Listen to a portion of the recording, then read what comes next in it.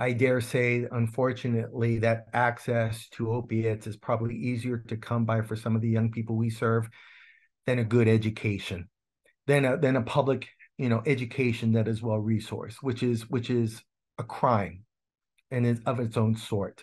Relegating kind of the treatment, right, and the intervention of this epidemic to those of us who are in healthcare is very short-sighted. We are not all available at the moment when, right, the emergent intervention is needed when it happens at a party or in the neighborhood or when young people are kicking it on the corner.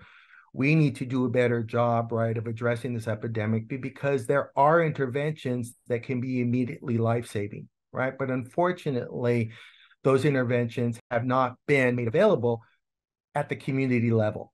There is a huge push right now and a huge movement, right, to provide this intervention and make it much more accessible to community to really kind of stop this epidemic of deaths because it is an immediate, very effective intervention. So what we are doing in clinical practice is that we are prescribing Narcan, right, which is the agent which reverses overdose regularly to those who are at risk. But it extends beyond that. It really is about educating our young people in our communities how to use it because it is a method if utilized right away, it can save a life immediately, right? You shouldn't have to call 911.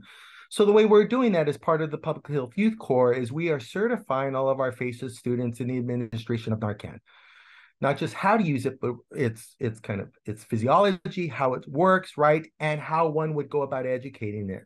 So making it accessible really at that level.